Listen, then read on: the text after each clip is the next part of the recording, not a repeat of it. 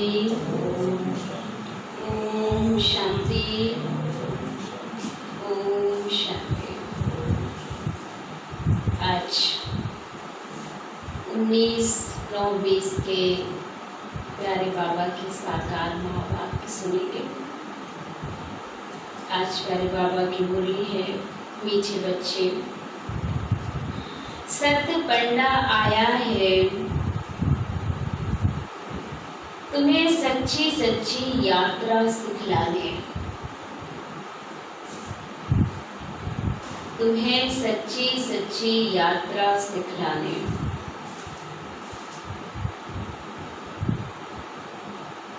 तुम्हारी यात्रा में मुख्य पवित्रता, तुम्हारी यात्रा में मुख्य है पवित्रता। याद करो और पवित्र बनो।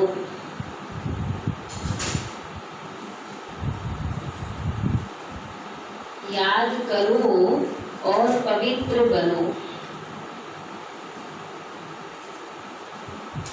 प्रश्न, तुम मैसेंजर व पैगंबर के बच्चों को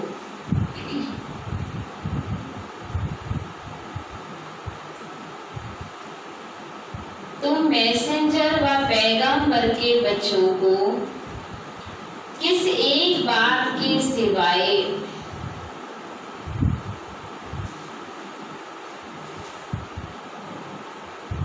और किसी भी बात में आर्गू नहीं करनी है।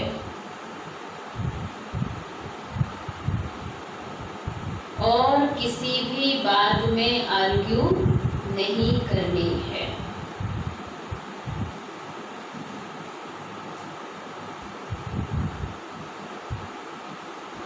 उत्तर, तुम मैसेंजर के बच्चे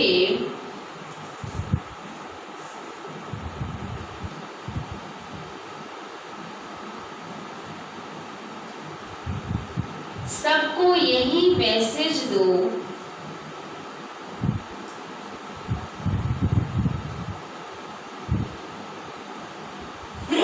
सबको यही मैसेज दो कि अपने को आत्मा समझो।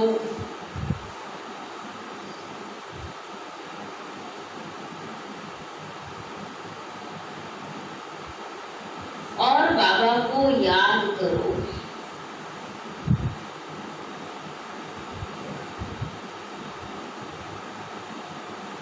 और बाबा को याद करो तो इस योग अग्नि से तुम्हारे विकर्म विनाश होंगे।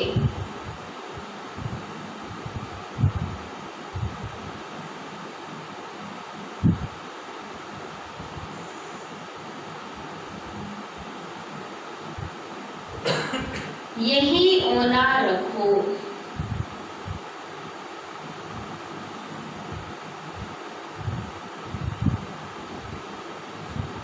बाकी और बातों में जाने से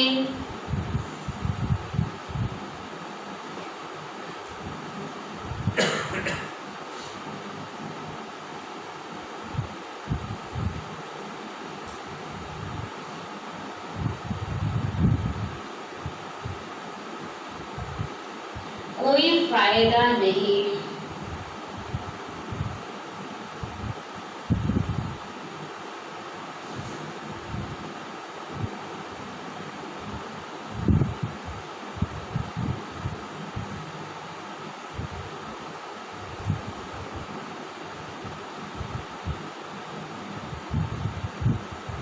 तुम्हें सिर्फ सभी को बाप का परिचय देना है।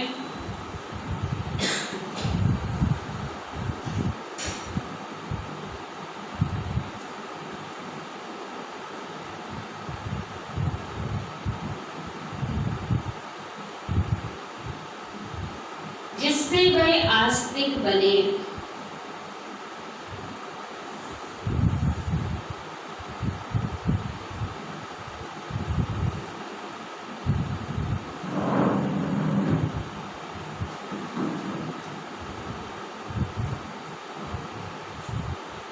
जब रचता बाप को समझ लेंगे तो रचना को समझना सहज हो जाएगा।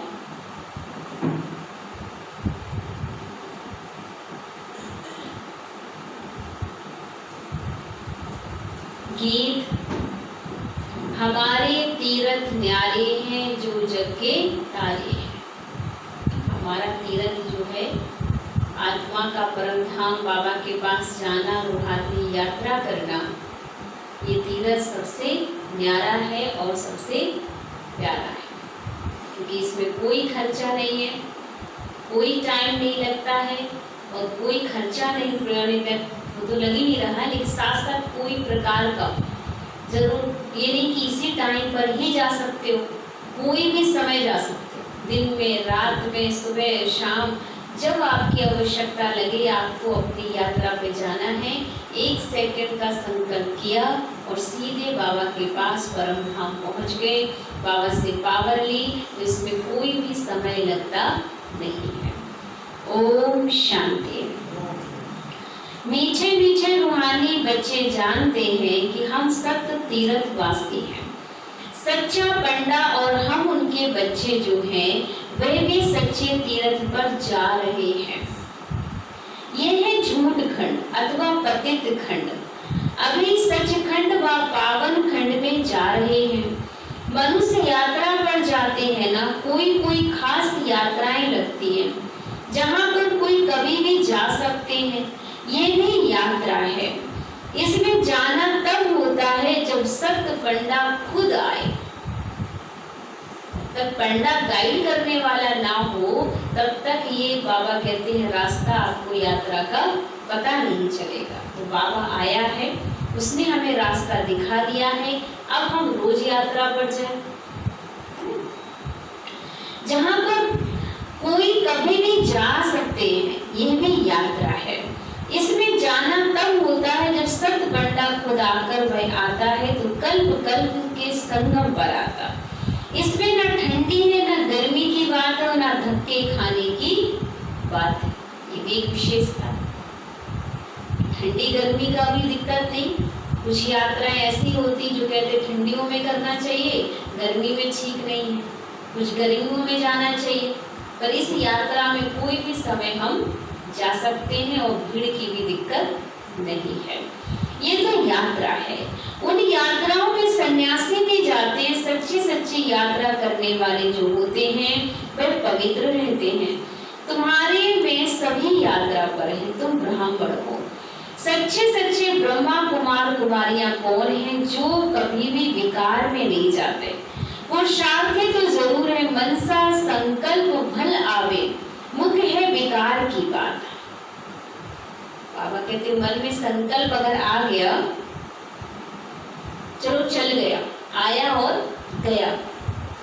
किसी को देख के विचार आ गए गलत, किसी के लिए मन में बुरी भावना आ ही गई, लेकिन आई उसी संकल्प तक हम उसे वहीं पर खत्म कर दे, उसे लंबा खींचने की जरूरत नहीं है। और अगर लंबा खींचने के साथ साथ अगर हमने वो काम कर दिया, एक्शन में आ गया, तो फिर उसका कर्म का फल भी हमें प्राप्त अवश्य होगा। अब अच्छा संकल्प किया, काम किया तो वो भी फल प्राप्त होता है, बुरा किया तो उसका भी फल प्राप्त होता है, उससे कोई भी छूट नहीं सकता है। तो मनसा संकल्प भल आए, मुख्य विकार के बाद कोई पूछे निर्विकारी ब्राह्मण कितने हैं आपके पास, बोलो ये पूछने की जरूरत नहीं है। इन बातों से आपका क्या पेट भरेगा, तुम यात्री बनो। यात्रा करने वाले कितने हैं इस पूछने से कोई फायदा नहीं। आप यात्रा पर आए हो, यात्रा करिए, बाकी कितने यात्री हैं कितने नहीं है इसमें आपका कोई पार्ट नहीं। इसमें कितने आते हैं यात्रा करने, क्या आप यात्रा पर जाकर ये सवाल करते हो? इस सवाल से आपका कल्याण होगा? कल्याण किस वास्ते? कल्याण किस वास्ते है? कल्याण है अपनी यात्रा को कैसे कंटिन्यू बना के रखें, वो कैसे करनी है उसके बारे में पूछना हो तो भले पूछो। यात्रा करने वाले कितने इस पूछने से कोई फायदा नहीं है। ब्राह्मण तो कोई सच्चे भी हैं तो झूठे भी हैं। आज सच्चे कल झूठे बन जाते। विकार में गया तो ब्राह्मण नहीं ठहरा, फिर शूद्र व शूद्र हो गया। आज प्रतिज्ञा करते कल विकार में गिर असुर बन जाते हैं। अब ये बातें कहाँ तक बैठ समझाएं, इनसे पेट तो नहीं भरेगा, वह मुख मीठा नहीं होगा। यहाँ हम बाबा को याद करते हैं और बाबा की रचना के आदि मद अंत को जानते हैं, बाकी और बातों में कुछ रखा नहीं। बोलो, यहाँ बाप की याद सिखलाई जाती है और पवित्रता मुख्य है। जो आज पवित्र बन फिर अपवित्र बन जाते हैं तो वह ब्राह्मण ही नहीं रहा। वही हिसाब कहाँ तक बैठ तुमको सुनाएंगे। ऐसे तो बहुत गिरते होंगे माया के तूफानों में, इसलिए ब्राह्मणों की माला नहीं बन सकती। हम तो पैगंबर के बच्चे पैगाम सुनाते हैं, मैसेंजर के बच्चे मैसेज देते हैं। अपने को आत्मा समझ और बाबा को याद करो तो इस योग अग्नि से विकर्म विनाश होंगे। ये गुना रखो। बाकी प्रश्न तो ढेर के ढेर मनुष्य पूछेंगे सिवाय एक बात के, और कोई बातों में जाने से कोई फायदा हो नहीं सकता। और बातों में जाने से कोई फायदा नहीं। यहाँ तो ये जानने का है कि नास्तिक से आस्तिक, निधन से धन के कैसे बने, जो धनी से वर्षा पाए, ये पूछो। बाकी तो सब पुरुषार्थी है। विकार में भी बहुत फैल होते हैं। बहुत दिनों के बाद स्त्री को देखते हैं तो बात मत पूछो। इतनी बुद्धि बाबा कहते विकार वासनाओं में है कि स्त्री को देखे बिना चैन नहीं पड़ता है। कोई को शराब की आदत होती है, तीर्थों पर जाएंगे तो शराब अथवा बीड़ी भी जिनकी आदत होगी उनके बगैर वह भी रह नहीं सकते। कुछ तो ऐसी बदोबत भी करके ले जाते हैं कि बांध के ले जाएंगे कहीं चुपके से। किसी तरीके से जब मौका कहीं मिलेगा तो अपना काम कर लेते हैं। तो बाबा कहते हैं ऐसे, पर आज का जो टाइम चल रहा है इस समय तो खुलेआम हर जगह बिक रहा है। तीर्थों पर भी जाओ तो वहां पर भी व्यवस्थाएं हो जाती है, क्योंकि समय ऐसा है ना। अब सब चीजें आपको मंदिरों के पास से शराब के ठेके लगे होंगे, पहले ये नहीं होता था। पहले अगर ऐसी चीजें हैं तो बहुत दूर कहीं जाओ, अच्छे स्थानों के पास कोई ऐसी चीजें रख ही नहीं सकते थे। पर आज की स्थिति ये है कि आज कुछ भी हो सकता है, क्योंकि लोग इन सब चीजों को नॉर्मल समझते हैं। कहते हैं ये तो सब जरूरत का, वही भी प्रसाद है, ये भी बीमारी को ठीक करने की दवाई है। थकावट हो गई है, थकावट कैसे उतरेगी इतनी यात्रा की, तो उस यात्रा की थकावट को उतारने के लिए लोग इंडस्ट्री को सेवन करते हैं। बोले ये नशा भगवान का तो हो नहीं रहा है, अगर वो नशा हो जाए तो थकावट उतर जाए। अब वो नशा नहीं चाहिए तो फिर कौन सा नशा चाहिए, बाहरी नशा चाहिए। इसलिए बाबा कहते हैं उनको रह नहीं सकते, छिपा कर भी पीते हैं, फिर कर ही क्या सकते। बहुत है जो सच नहीं बोलते, छिपाते रहते। बाबा बच्चों को युक्तियां बतलाते हैं कि कैसे युक्ति से जवाब देना चाहिए। एक बाप का ही परिचय देना है जिससे मनुष्य आस्तिक बने। पहले जब तक बाबा को नहीं जाना है तब तक कोई प्रश्न पूछना ही फालतू है। ऐसे बहुत आते हैं, समझते कुछ भी नहीं है, सिर्फ सुनते रहते हैं, फायदा कुछ भी नहीं है। बाबा को लिखते हैं 1000 2000 आए, उनसे दो एक समझने लिए आते रहते हैं। फलाना बड़ा आदमी आता रहता है, हम समझ जाते हैं उनको जो परिचय मिलना चाहिए वह मिला नहीं है। पूरा परिचय मिले तो समझे, यह तो ठीक कहते हैं। हम आत्माओं का बाप परम पिता परमात्मा वह पढ़ाते हैं, कहते हैं अपने को आत्मा समझ मुझे याद करो। ये अंतिम जन्म पवित्र बनो। जो पवित्र नहीं रहते हैं वह ब्राह्मण नहीं शूद्र है। लड़ाई का मैदान है, झाड़ बढ़ता रहेगा और तूफान भी बहुत लगेंगे, बहुत पत्ते गिरते रहेंगे। कौन बैठ गिनती करेंगे, जो गिरना है उसे तो गिरेगा ही। तो बाबा कहते हैं इतने पत्ते जो हैं, अब किस किस पत्ते की कोई गिनती कर सकता है क्या? पतझड़ आता है, कितने पत्ते गिर जाते हैं, क्या हम गिनती कर पाते? नहीं कर पाते। सच्चे ब्राह्मण कौन है? सच्चे वह है जो कभी शूद्र ना बने, जरा भी दृष्टि ना जाए, अंत में कर्मातीत अवस्था होती है। बड़ी ऊंची मंजिल मनसा में भी ना आए, वही अवस्था अंत में होनी है। इस समय एक की भी ऐसी अवस्था नहीं है। इस समय सब पुरुषार्थी नीचे ऊपर होते रहते हैं, मुख आंखों की ही बात है। हम आत्मा में इस शरीर द्वारा पाठ बजाते हैं, ये पक्का अभ्यास चाहिए। जब तक रावण राज है तब तक जब तक बाबा कहते रावण राज है तब तक युद्ध चलता रहेगा। पिछाड़ी में कर्मातीत अवस्था होगी, आगे चलकर तुमको फीलिंग आएगी, समझते जाएंगे। अभी तो झाड़ बहुत छोटा है, तूफान लगता है, पत्ते गिर पड़ते हैं, जो कच्चे हैं वह फिर गिर पड़ते हैं। हर एक अपने से पूछे मेरी अवस्था कहाँ तक है। बाकी जो प्रश्न पूछते उन बातों में जास्ती जाओ ही नहीं।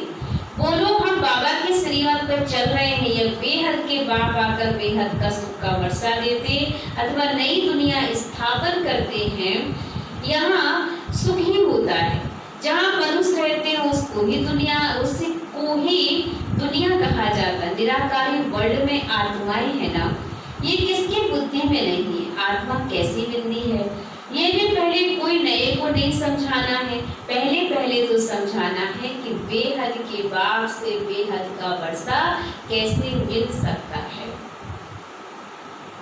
भारत पावन था, अभी पतित है, कलयुग के बाद फिर सतयुग आना है। दूसरा कोई भी समझा ना सके सिवाय बीके के। ये नई रचना है, बाप पढ़ा रहे हैं, ये समझानी बुद्धि में रहनी चाहिए। कोई डिफिकल्ट बात नहीं है, परंतु माया भुला देती, विकर्म बच्चों से करा देती है। आधा कल से विकर्म करने की आदत पड़ी हुई है और वह सब आसुरी आदतें अब मिटानी है। बाबा खुद कहते हैं सब पुरुषार्थी हैं, कर्मातीत अवस्था पाने में बहुत टाइम लगता है। ब्राह्मण कभी विकार में नहीं जाते हैं, युद्ध के मैदान में चलते चलते हार खा लेते हैं। इन प्रश्नों से कोई फायदा नहीं है। पहले अपने बाप को याद करो। हमको शिव बाबा ने कल पहले मुआफिक फरमान दिया है कि अपने को आत्मा समझ मुझे याद करो। ये वही लड़ाई है, बाप एक है, कृष्ण को बाप नहीं कहेंगे। कृष्ण का नाम डाल दिया है, रोंग से राइट बनाने वाला एक बाबा है, तब तो उनको ट्रुथ कहा जाता है। इस समय तो बच्चे ही सारे सृष्टि के राज को जानते हो। सतयुग में है डीटी डायनेस्टी और रावण राज फिर है आसुरी डायनेस्टी। संगम युग क्लियर कर दिखाना है, यह है पुरुषोत्तम संगम युग। उस तरफ देवताएं हैं और इस तरफ असुर रहते हैं। बाकी गुरुओं की लड़ाई हुई नहीं है, लड़ाई तो ब्राह्मणों की है विकारों से। इनको भी लड़ाई नहीं कहेंगे, सबसे बड़ा काम विकार है, ये महाशत्रु है। इन पर जीत पाने से ही तुम जगत जीत बनेंगे। इस विश्व पर ही अबलाओं पर मार पड़ती है, उन्हें भी मार खानी पड़ती है। अनेक प्रकार के विघ्न पड़ते हैं। मूल बात पवित्रता की है। पुरुषार्थ करते करते तूफान आते आते तुम्हारी जीत हो जाएगी, माया थक जाएगी। कुश्ती में पहलवान जो होते हैं ना, वह झट सामना कर लेते हैं। उन्हों का धंधा ही यही है, अच्छी रीति लड़ करके जीत पाना है। पहलवान का बड़ा नामाचार होता है, इनाम मिलता है। तुम्हारी तो बच्ची ये गुप्त बात चल रही है। तुम जानते हो हम आत्माएं पवित्र थी, अभी आप पवित्र बनी है, फिर पवित्र बनना है। यही मैसेज सबको देना है और कोई भी प्रश्न पूछे तुमको इन बातों में जाना नहीं है। तुम्हारा है ही रूहानी धंधा। हम आत्माओं में बाबा ने ज्ञान भरा था, बाद में प्रारब्ध पाई, ज्ञान खत्म हो गया, अब फिर बाबा ज्ञान भर रहे हैं। बाकी नशे में रहो। पहले बाबा का मैसेज देते हैं कि बाबा को याद करो तो कल्याण होगा। तुम्हारा धंधा ही रूहानी है। पहली बात कि बाबा को जानो, बाप ही ज्ञान का सागर है, वह कोई पुस्तक थोड़ी सुनाते।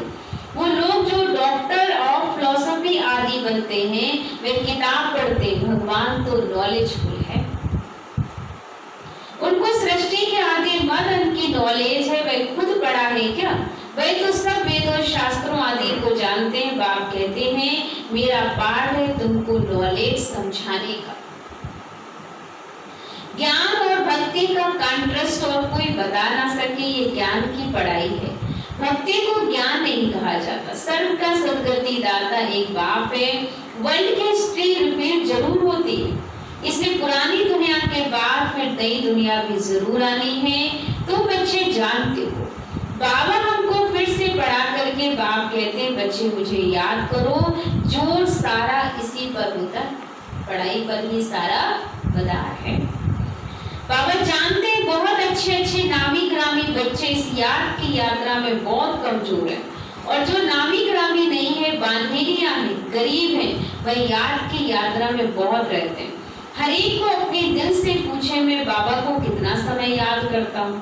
बाबा कहते बच्चे जितना हो सके बस तुम मुझे याद करो, अंदर में बहुत हर्षित रहो। भगवान पढ़ाते हैं तो कितनी खुशी होनी चाहिए। बाबा कहते हैं तुम पवित्र आत्मा थे, फिर शरीर धारण कर तुम पाठ बजाते बजाते बच्चे पतित बने हो। अब फिर पवित्र बनना है, फिर वही देवी पाठ बजाना है। तुम देवी धर्म के हो ना, जो भी बच्चे हैं वो देवी देवता कुल के जो बच्चे हैं वही इस ज्ञान का पाठ बजाएंगे। तुमने ही 84 का चक्र लगाया है, सब सूर्यवंशी भी 84 जन्म थोड़ी लेते, पीछे आते रहते, नहीं तो फर्स्ट से सभी आ जावे। सवेरे उठकर बुद्धि से कोई काम ले तो समझ सकते, बच्चों को ही विचार सागर मंथन करना है। शिव बाबा तो नहीं करते हैं, वह तो कहते हैं ड्रामानुसार जो कुछ सुनाता हूँ ऐसे ही समझो, कल पहले मुआफिक जो समझाया था वही समझाया है। मंथन तुम करते हो, तुमको ही समझाना है, ज्ञान देना है।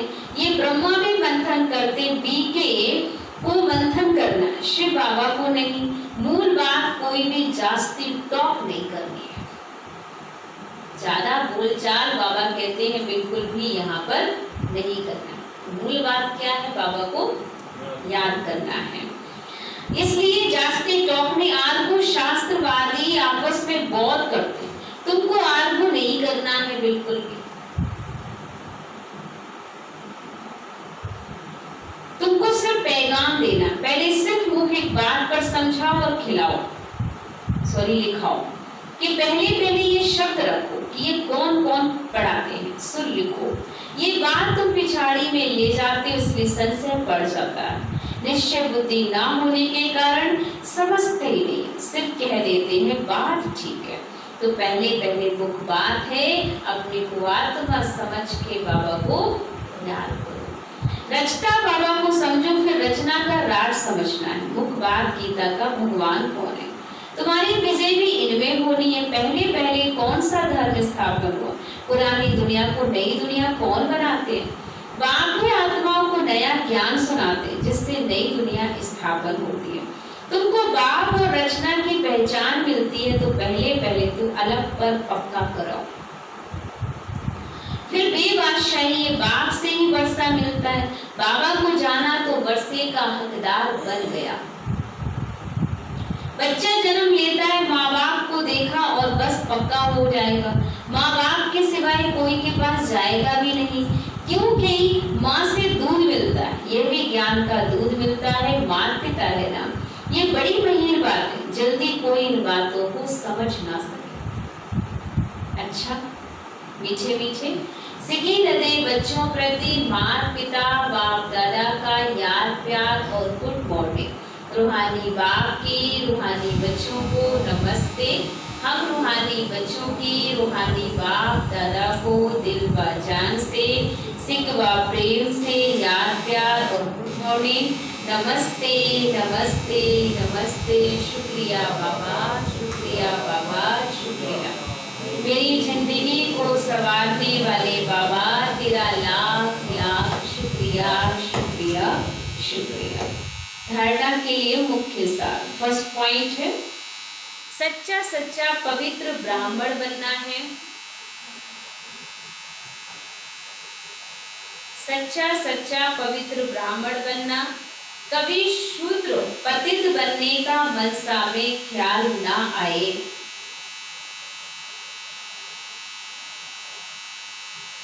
जरा भी दृष्टि ना जाए ऐसी अवस्था बनानी है।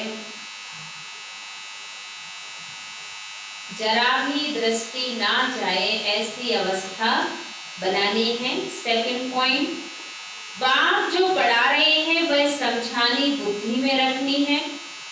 जो विकर्म करने की आसुरी आदतें पड़ी हैं, जो विकर्म करने की आसुरी आदतें पड़ी हुई हैं, उन्हें मिटाना है। पुरुषार्थ करते करते संपूर्ण पवित्रता के ऊंची मंजिल को प्राप्त करना है। वरदान। प्रवृत्ति में रहते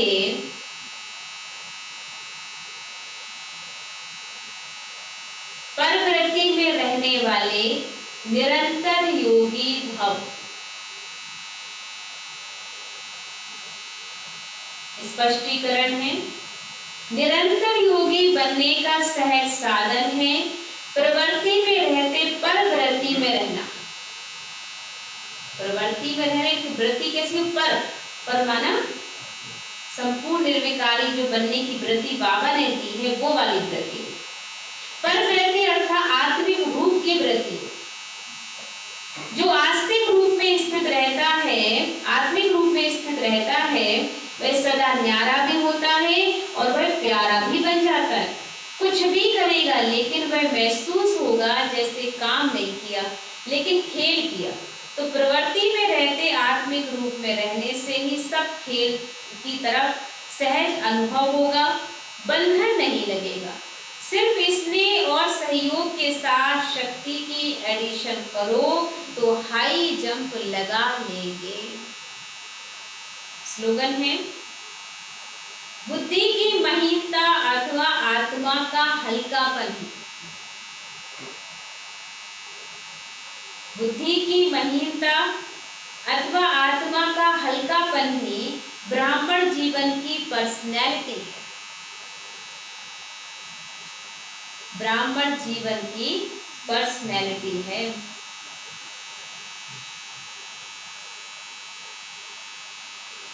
ओम शांति।